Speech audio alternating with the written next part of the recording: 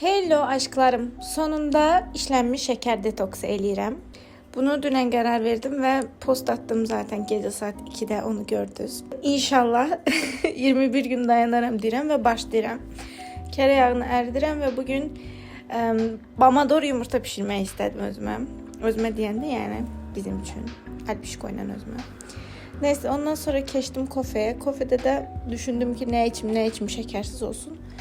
Ice latte içmek kararına geldim. Beni tanıyanlar bilir ki orada karamel siropu mütləq olmalıydı. Ama işlenmiş şekere yok dediğimiz için sadece bu cür formada qidalanacağım 21 gün boyunca. Ve sizin geri dönüşlerinize əsaslanaraq hər günü vloglamaq istəyirəm. Əgər bu video tutsa davamını çəkəcəm. Yəni 21 gün boyunca evdə boş-boş nə yeyirəm, nə inirəm, hamısını çəkəcəm. Bu arada laktozsuz süd içirəm. Çünki normal süd içəndə şişirəm. O dəqiqə şişirəm, bilmirəm niyə laktoza allergiyam var bəlkə də. Mənim də allergiyalarım bitmək bilmir.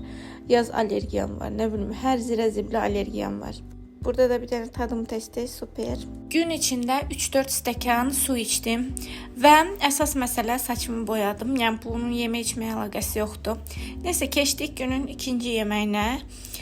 Və burada qaymaqlı, göbələkli, toyuqlu yemək pişirdim. Yanına da makaron. Sonra biraz hazırlaşdım. İndi gedirik bir etkinlik var ora. Evdən çıxmaq olsun mənə, ölürəm gəzmək üçün bilirsiniz. Yolda da biraz konsert verdi Alp mənə, bilmədiyim mahnılarla. Deyəsən qocalmışam. Bu da etkinliğimizdən bir kadr. Təbii ki orada da şəkərlə içinə içmədim, yemədim, sadəcə çay içdim. Əslində kofe içəcəkdim, amma gördüm hamı çay içir, mən də çay içdim. Etkinliğimizdən belə bir hədiyyə verdilər mənə. Bugün 8 Mart olduğuna görə çox sağ olun. Qayıtdıq evə və bir dənə banan yedim. Sonra filtre kofe dəmlədim. Onu içdik və indi keçmişəm işimin başına, sizə qəşəng bir video çəkəcəm. İşlənmiş şəkər detoksu gün 1 uğurla sona çatdı. Bu arada bu seriya xoşunuza gəldisə, 21 gün boyunca hər günümü vloglamağımı istəyirsinizsə, onda posta aktiv olun. Mən də həvəslənim və sizə vloglar çəkim. Hamınızı öpürəm. Hələlik özünüzə yaxşı baxın. Başqa qızlara baxmayın. Hələlik.